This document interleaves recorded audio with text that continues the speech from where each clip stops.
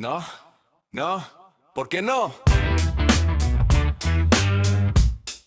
El eco que Funza merece oír es tu arte. En este tu podcast cultural.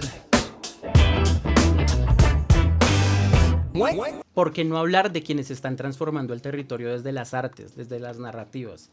¿Por qué no hablar de la gente que está construyendo Funza desde la imaginación? Bienvenidos a ¿Por qué no?, el podcast cultural. Soy Sergio Castellanos y estamos en el estudio de grabación del Centro Cultural Bacatá. Este es un producto de la Escuela de Medios Audiovisuales y de Comunicaciones del Centro Cultural Bacatá. Nuestro invitado nació acá en Funza, conoce sus calles, las vivió, desde ahí construyó su imaginación. Construyó una imaginación que se saltó las palabras, que se saltó las imágenes y que se saltó la realidad. Hoy, Rafael Rodríguez, quiero que nos cuentes un poco de tu experiencia como artista y mucho gusto y bienvenido a ¿Por qué no? Bueno, primero quiero agradecer este gran espacio que permite dar a conocer a los artistas funzanos independientes. Mi nombre es Rafael Ricardo Rodríguez, soy escritor de literatura fantástica con mensajes de vida a través de los libros. Lo que quería manifestar a través de estos libros es esa importancia de nuestras raíces ancestrales y, por qué no, desde la cultura funzana de todo lo que fue Sabana Occidente. Antes de que empecemos, me gustaría saber un poquito más de ti. Te tenía una pregunta que era, ¿cuál es tu universo de ficción favorita?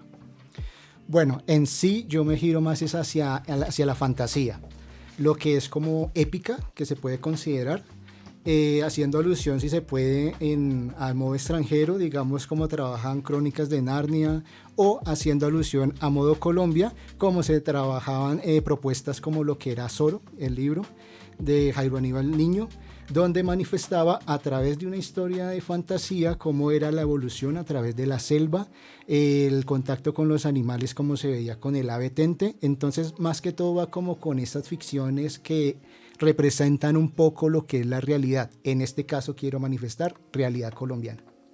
Tú hablas de eso, que para ti la ficción es un vehículo para construir historia de la realidad. En estas ficciones, una ficción en la que tú te metieras, en un mundo ficticio en el que tú te metieras, ¿cómo serías tú como personaje?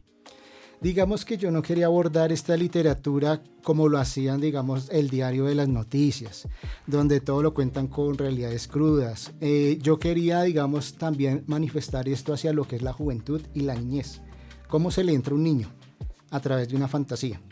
Entonces era como simbolizarme en un libro con la parte antigua de lo que venía de todas las creencias y costumbres de mi padre, y la parte tecnológica de lo que yo he vivido en estos días con el avance de la tecnología, los computadores, los celulares.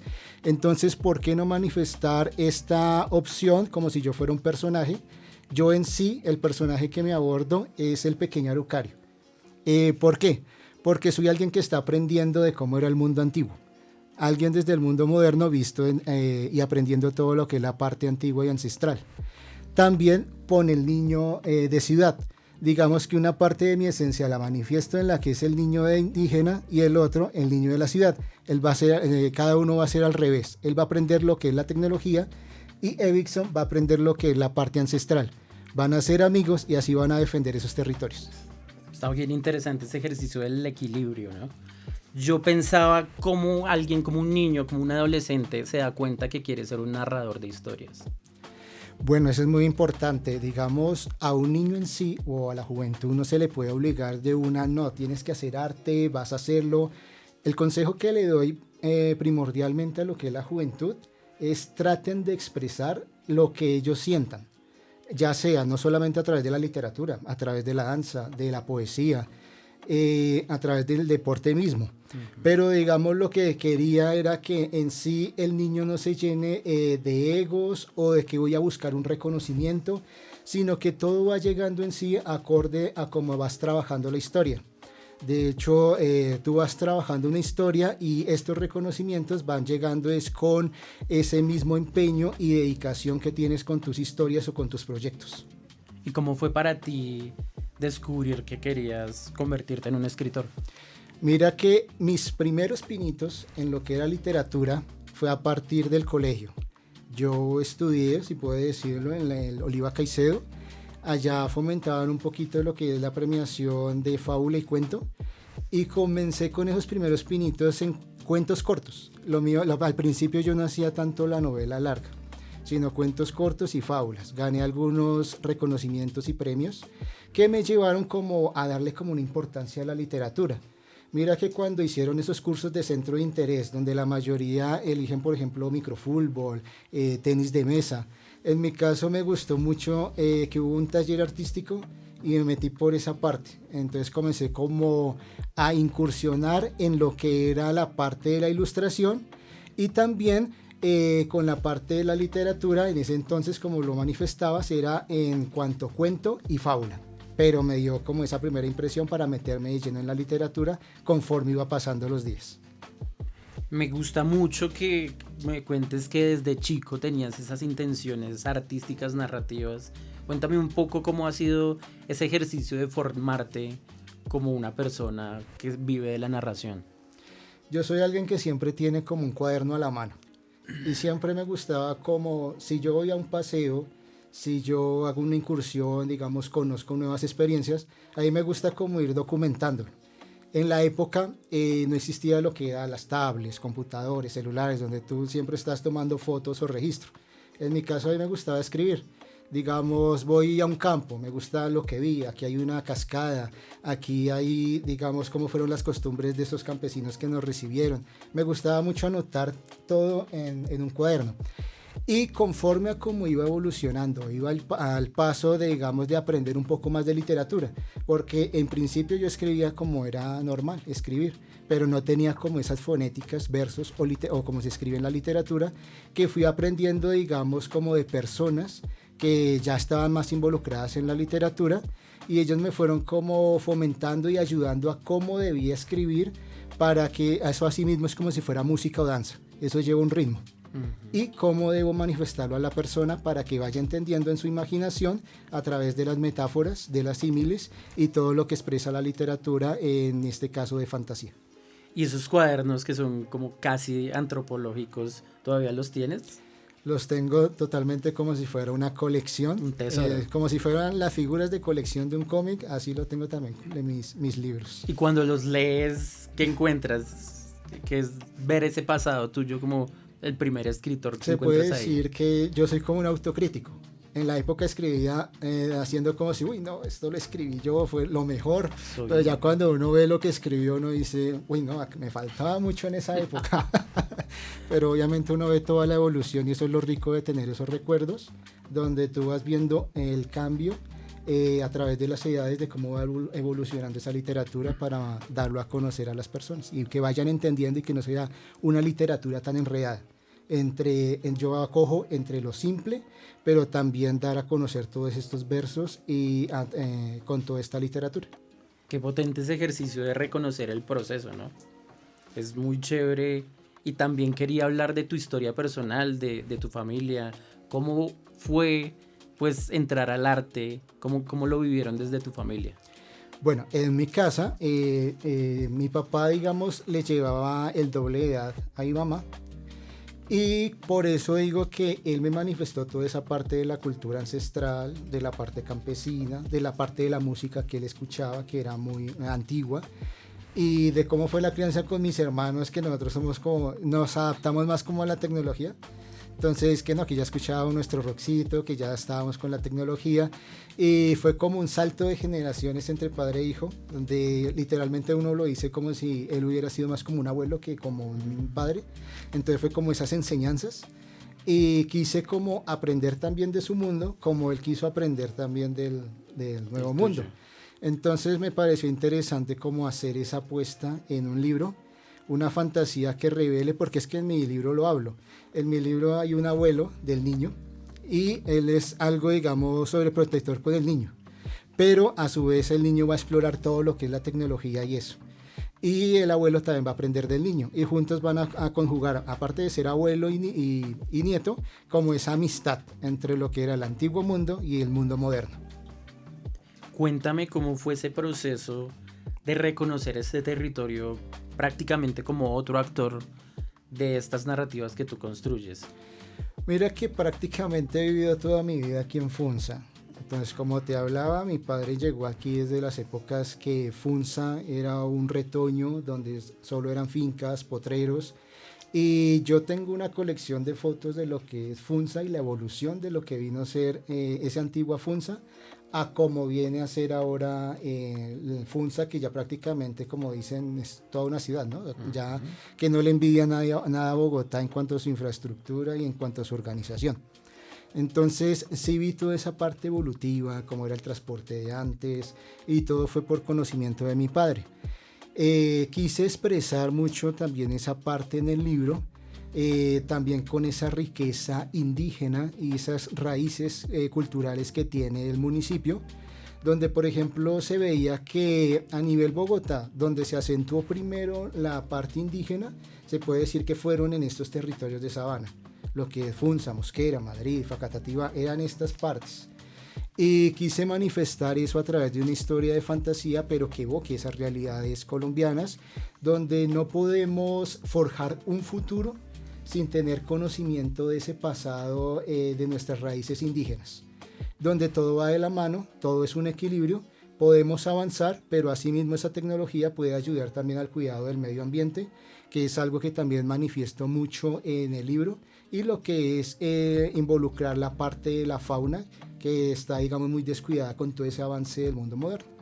Eso quería que nos contaras de Secretos de la Isla Mágica. ¿Cómo llega este proyecto a tu vida y cómo te ha transformado a ti?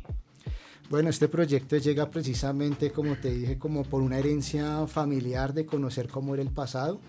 Digamos que al principio me fui como en el pasado de mi padre, recibir toda esa herencia de la vida campesina, pero a su vez quise evolucionar a lo que era la parte indígena, que era mucho más antiguo. Esto en mí me ha heredado como un enriquecimiento en cuestión artístico y cultural, donde le puedo manifestar a las nuevas generaciones toda esta importancia del medio ambiente, de cuidar los ríos, de cómo estar en un mundo moderno, pero sí teniendo en cuenta toda la parte raizal de nuestro pasado. ¿Cómo fue el proceso creativo para construir esta obra? Mira que al principio yo escribía totalmente la literatura. Como lo decía, me gustaba mucho abordar la literatura, me gustaba mucho escribir, pero me di cuenta de que los jóvenes, día tras día, les gusta más la parte ilustrada, la parte más visual. Entonces quise adaptarlo también a una manera de cómic. Cuando llegó todo esto del auge de Marvel, DC, todas estas grandes industrias que narraban sus historias, veía cómo la juventud asistía a esos cines, veía sus cómics con emoción, y dije, ¿por qué no adaptarlo primero como algo más gráfico para ellos? Una literatura más sencilla, que digamos que el cómic tienes que abordarlo de una manera donde hay más ilustración que letra. Entonces quise abordarlo primero gráficamente, me di cuenta que más que el blanco y negro, a ese mundo de la niñez y la juventud les gustaba mucho era el color vivo. Bueno, las épocas de los 90 fue mucho color, con la llegada de la Nintendo, de todo eso, todo era muy colorido. Quise también hacerlo a full color, a pesar, digamos, que en autogestión a uno le podrían decir, no, pero eso puede ser algo más caro que hacerlo en blanco y negro. Pero quise hacerle el esfuerzo como por no perder calidad en cuanto a las labores que hacía Estados Unidos en color.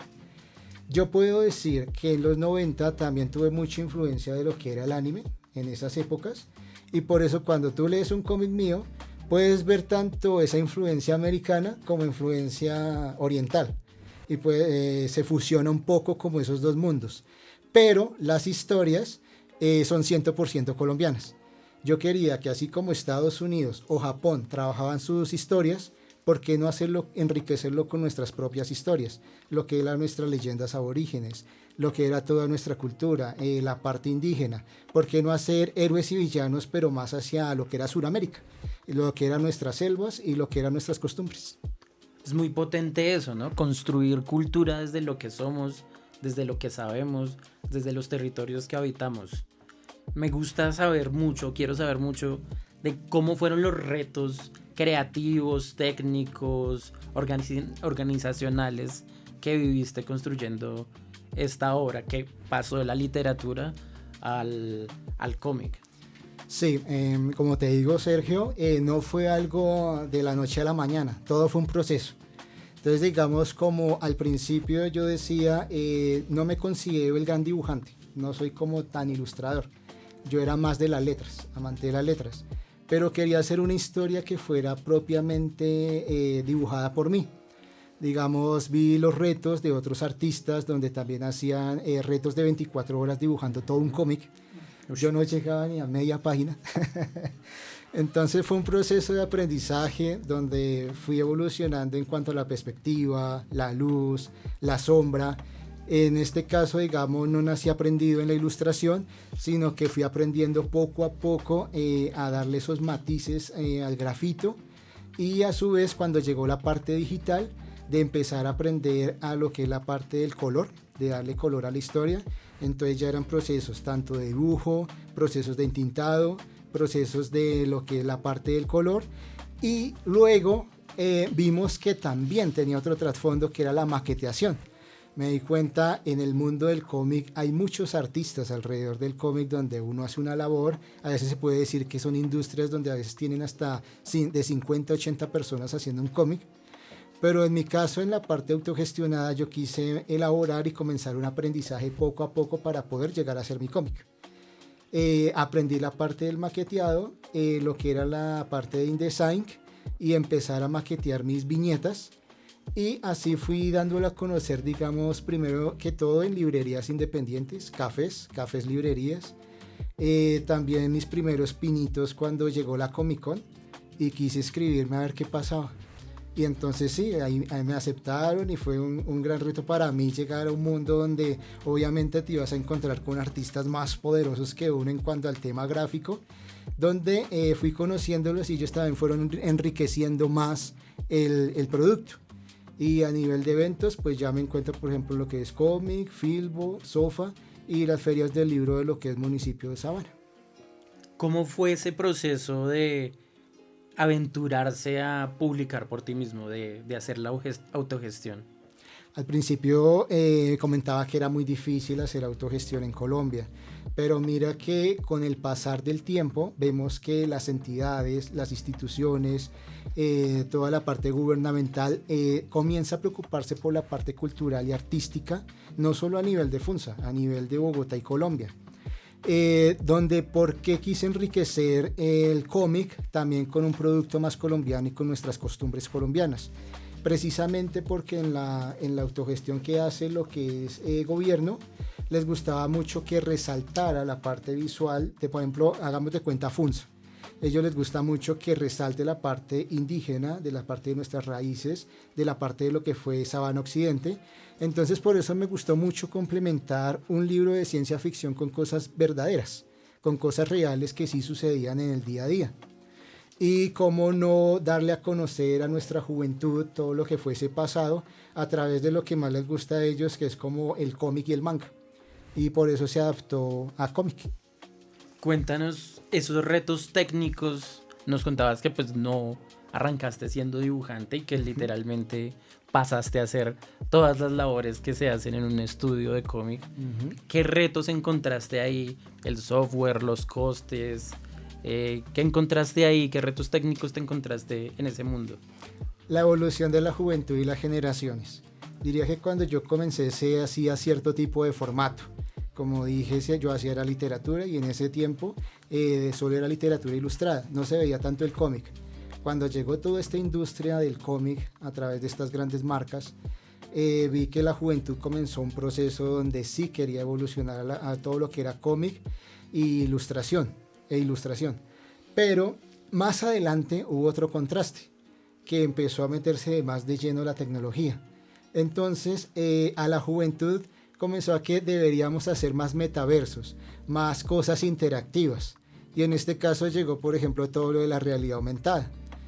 El cómic fue evolucionando, no solamente ahora era cómic ilustrado, sino también comencé a analizar la parte del Blender, lo que es un programa totalmente licencia libre para poder uno hacer animaciones 3D. Yo no me las sabía todas en este mundo de la realidad aumentada, fue muy difícil para mí evolucionar a la tecnología, a las nuevas tecnologías. Conocí amigos, compañeros que trabajaban más esa parte. Vi que habían algunos que ya trabajaban la parte de hacer una app. Entonces yo hice la animación en Blender, comencé a hablar con ellos, se empezó a hacer como un empaquetado para hacer una app de realidad aumentada, donde al ver el cómic con los celulares, que es como el auge de hoy en día, las nuevas tecnologías, esta imagen ya salía literalmente del cómic, ya salía en forma 3D. Entonces, en mi caso, este 3D sale el edificio, el helicóptero y la parte del título. Entonces era algo novedoso para la juventud y les gustó muchísimo, y esta parte también le dio mucho vida a lo que es el cómic. Al libro literario a futuro, por el momento no tiene la realidad aumentada, pero se lo quiero colocar tanto a la carátula como a las 8 ilustraciones que hay dentro. ¿Cómo quería hacer las ilustraciones dentro? Que hicieran el proceso paso a paso de ese dibujo, de cómo fue creado por cada artista, en manera digital. O sea, digamos, ellos lo crean a partir de manera análoga, pero visualizar en manera digital cómo fue el proceso de creación de esa imagen y esa ilustración. Cuéntanos un poco de esas ilustraciones. En el cómic la mayoría son tuyas, pero en el libro escogiste usar a otros artistas o usar nuevo, hacer... Sí, porque quise hacer un compilado artístico en el libro. Quería hacer como una crítica constructiva hacia la CIA. Digamos, no las critico de todas porque en ciertos ámbitos evolucionan y sí mejoran, digamos, el trabajo de las personas en cuanto a edición de video. Pero en cuestión de ilustración, a veces he visto que las IA toman el trabajo de muchos artistas a nivel de web. Entonces puede ser un artista chileno, un artista argentino, como recientemente le pasó a Hayao Miyazaki en Estudios Ghibli, totalmente real, donde eran sus imágenes. Entonces la IA no estaba haciendo una creación propia, sino estaba tomando, era la creación de otro artista y representándolo para los que buscaban ese tipo de IA. Entonces muchas veces cuando tú pides una ilustración, entre comillas, propia, la IA lo que hacía era tomar referencia de todas esas ilustraciones y te creaba una nueva imagen diciendo, esta imagen la hizo la IA. Entonces quería una crítica constructiva en esa parte. Quise buscar artistas que trabajaran 100% análogo, lo que era el grafito, lo que era tradicional. Ahí comentaba que muchos de nosotros inclusive ya pasamos a la parte digital, que todavía es arte. La parte de hacer todo en digital, ilustración, coloreado. Y muchos nos tomamos ese reto.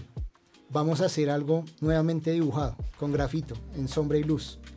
Nos demorábamos más en el proceso, pero quise analizar esa parte en el libro. Y cada ilustración, cada una de esas 8 ilustraciones que hay por capítulo, fueron hechas totalmente en grafito, en luz y sombra.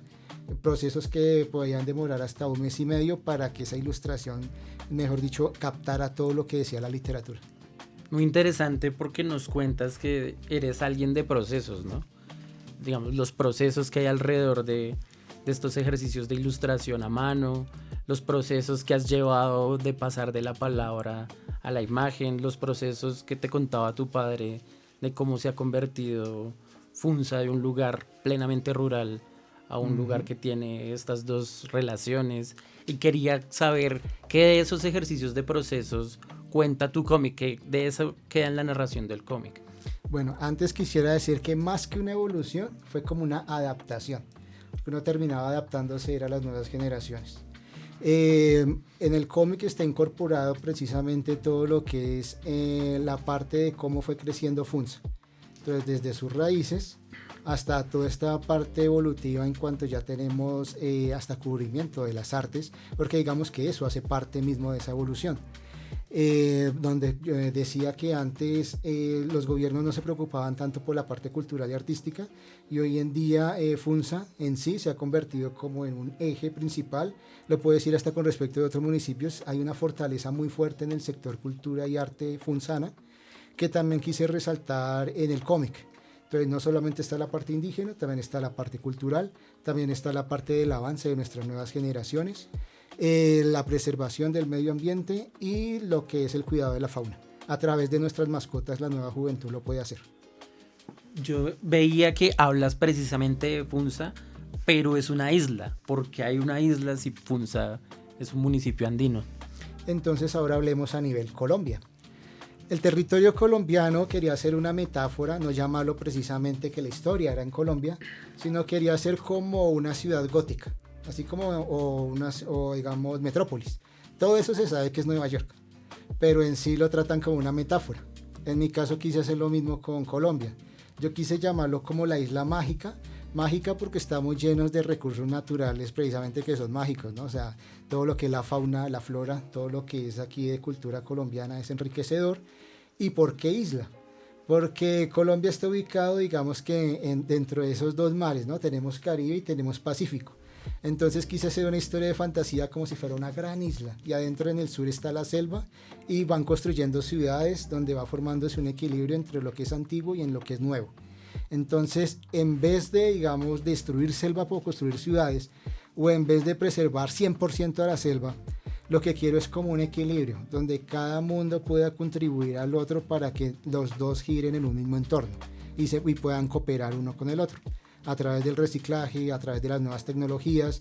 Digamos, se usa la robótica, pero ¿por qué no usar esa robótica también para un cuidado del medio ambiente? Es más o menos como lo que quería manifestar a través de lo que es Colombia, o digamos la pérdida de nuestros recursos naturales, también manifestarlo ahí. Entonces llega como ese villano queriendo apoderar de todos nuestros recursos naturales y nuestros héroes, culturas, indígenas, toda la parte campesina, toda esa parte de nuestras raíces, ¿por qué no colocarlo como los héroes de un cómic? Eso es lo que quería manifestar a través de ¿por qué llamarlo Isla Mágica? Está muy chévere eso de reconocer ese papel de esas comunidades que son las que precisamente han protegido muchos de los bienes naturales a los que ahorita tenemos acceso. ¿Por qué, o cuéntanos más bien, qué otras historias tienes en la mente que viene a futuro? ¿Vas a extender un poco esta historia? ¿Qué pasa en tu mundo creativo? Hablemos del libro en sí. El libro son 3 partes. Digamos, al ser una fantasía que evoca realidades, la primera se llamaba Los secretos de la Isla Mágica. ¿Por qué? Secretos. Nos va a dar como esos mensajes de vida. Vamos a descubrir ese enriquecer de las raíces ancestrales, de nuestra cultura, de la protección del medio ambiente. En otras palabras, te está hablando realidades y secretos de cómo hacer nuestras vidas de mejor manera en torno a la naturaleza y en torno a nuestras emociones internas, por qué no decirlo. El segundo libro se va a llamar Sombras, las sombras de la Isla Mágica. Todo mundo hemos enfrentado sombras en nuestras vidas, cada individuo, cada esencia. Estas sombras nos pueden enriquecer si aprendemos y nos van fortaleciendo. Por eso nos las llamé las sombras de la Isla Mágica. Nosotros podemos decidir si sucumbimos ante esas sombras o si por el contrario manifestamos una victoria y nos enriquecemos en nuestras formas de ser para ser mejores personas. Por eso lo llamé sombras. Y el tercero se llama destellos. Los destellos de la Isla Mágica simboliza cuando toda persona encuentra en su vida personas como amigos, los grandes amores, la familia, encuentran, como decir, esos destellos en la vida. ¿Cuáles son esos destellos? Nuestros sueños, toda esa facultad que tenemos para emprender, todo eso se ve reflejado en los destellos de la Isla Mágica. Me gustaría saber también cómo construyes los personajes, cómo construyes las narrativas que hay dentro de estas historias. Mira que los personajes los construyo a partir de vivencias propias. Digamos, uno puede conocer a una persona y relacionarlo con alguien dentro de una fantasía. Entonces, hagamos un ejemplo. Una madre soltera puede ser en sí una heroína porque está cuidando a sus hijos a pesar, digamos, de las dificultades. Y en mi caso quise representarlo con el personaje de la mercenaria Angie. Mercenaria Angie tiene un nombre más latinoamericano, no quería un nombre así todo gringo o de otro lado, sino que que lo sintieran latinoamericano. Al principio yo quería, digamos, Ana, pero ese nombre ya lo vi en muchas publicaciones ya colombianas. Entonces me puse a buscar los nombres como que colocan más aquí en Colombia. Estaba Sofía y estaba Angie. Estaba Angie. Entonces yo veía que muchas mujeres se llamaban Angie. quise manifestarlo en la mercenaria. Mercenaria, ¿por qué? Es una persona que no te va a dar el corazón de una, sino que tiene como sus, ¿cómo se dice? Se restringe un poquito, no confía mucho en el mundo porque todo lo que ha pasado en el mundo, pero poco a poco Mercenaria Angie, mira que va evolucionando, va manifestando más amor, va a dar en cuenta de quién es esa superheroína. Inclusive en la historia se ve que es como la cuidadora de los dos niños, que manifiesta esa parte de las madres solteras, que a partir de Colombia se puede decir que alrededor de un 65% son madres solteras que están luchando por sus hijos, por el bienestar y por sus trabajos. También quería saber, pues, este esfuerzo que has hecho para ser un creativo en el mundo del cómic y en el mundo de la literatura. Nace un proyecto llamado Clan Comic. ¿Por qué Clan? Bueno, en mi proyecto Clan Comics quería manifestar que no es toda una editorial, es mi nombre artístico. ¿Por qué mi nombre artístico? En la autogestión se ve que cuando uno está comenzando, uno es el que dibuja, uno es el que escribe el guión, como te decía, uno diagrama y hasta prácticamente al principio en los eventos hasta uno era el vendedor. A comparación de lo que es hoy en día, que uno ya por fin logra un colectivo, encuentra más personas, pero yo quería alucir a esos inicios, cuando uno todo es un clan, que le toca hacer prácticamente todo en la autogestión. Entonces quise manifestarlo como si fuera un nombre artístico. Hola, yo soy Clan Comics. ¿Y cómo ha sido esa experiencia de ser un agente cultural? Bueno, también quería hablar antes que Clan Comics lo manifiesto con los colores rojo y blanco, precisamente porque soy artista funzal. Entonces por eso es el rojo y el blanco, y el rojo se ve en todo lado que tú ves en los eventos, manifiesto mucho esos colores. El rojo también se ve mucho en los personajes o en el personaje de la mercenaria. ¿Cómo ha sido toda esta evolución? Me ha gustado mucho, por ejemplo, presentarme a través de eventos culturales. Como te decían, habían unos patrocinados por alcaldía, por gobernación, por entidades de Bogotá. He participado, por ejemplo, en lo que es lectura bajo los árboles. Me parece muy bueno, este se da, por ejemplo, en el Parque de los Novios. Muy bueno cómo la gente va, se enriquece de literatura, hay libros al viento, donde también te dan libros. Y aparte puedes también conocer libros de otras zonas, porque también han dado oportunidad a lo que es Sabana Occidente. No solo se concentran en lo que es Bogotá, sino asumieron también Sabana Occidente como parte de esa región metropolitana que ayuda a Bogotá en la literatura. También me presenté a nivel de lo que es las ferias del libro. Esto lo hago con lo que se presentan libros independientes, la Confederación Internacional del Libro, la Gobernación de Cundinamarca, Enigma, son stands donde permiten llevar trabajos independientes. Esto también ha enriquecido toda mi labor.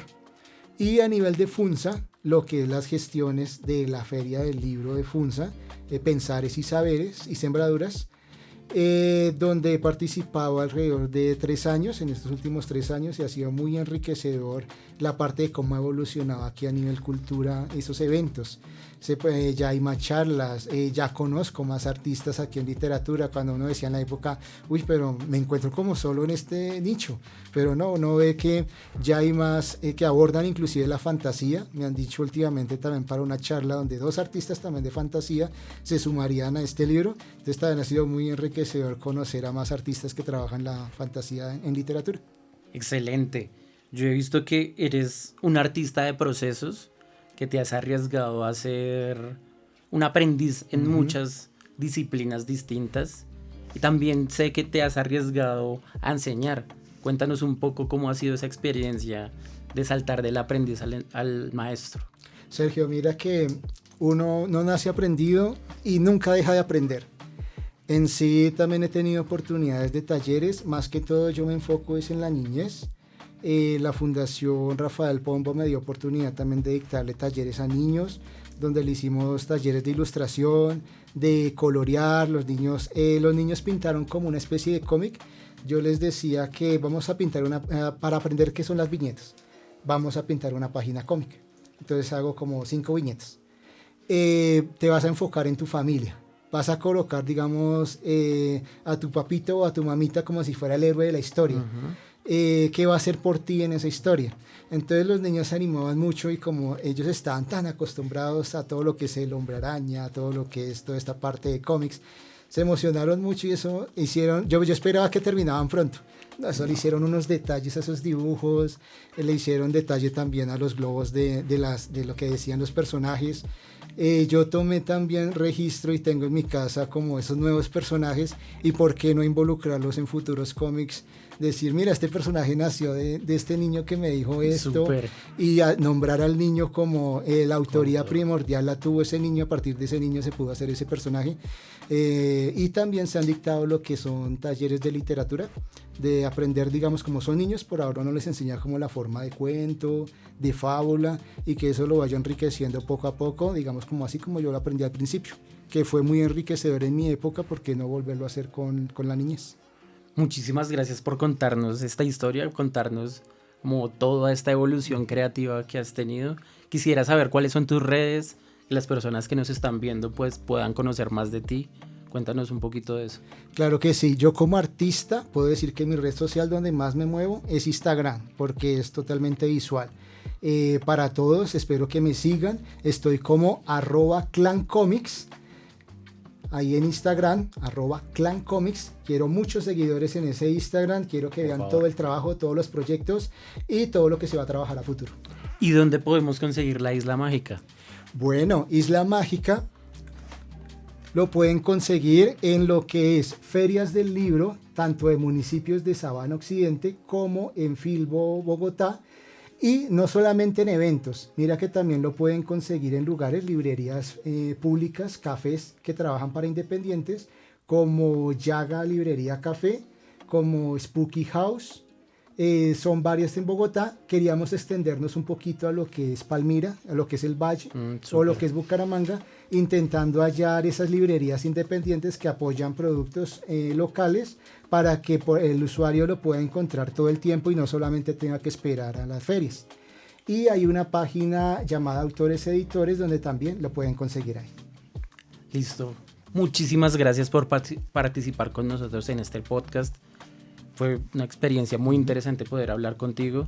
Este fue un podcast que se desarrolló con apoyo del área de emprendimiento del municipio de Funza. Nos encanta poder tener artistas como tú, contar esas historias. ¿Por qué no? ¿Por qué no construir desde la cultura y desde el municipio de Funza? Y cuéntanos qué le dirías al público que nos está viendo. Para ti, ¿cuál es ese por qué no que les querrías dejar para que lo piensen? Como siempre les he dicho, no dejen de caer sus sueños, no se den por vencidos, siempre luchen, que siempre hay una oportunidad. En sí, yo como siempre he dicho, las cosas llegan cuando llegan. Digamos, esfuérzate, tarde o temprano ese sueño va a explotar.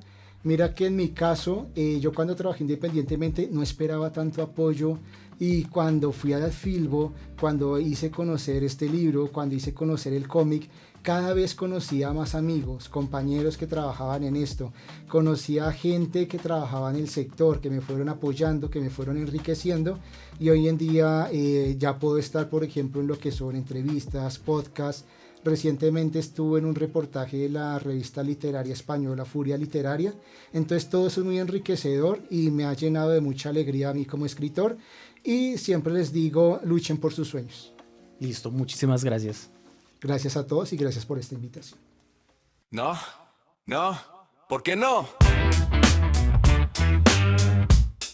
El eco que Funza merece oír es tu arte. En este tu podcast cultural.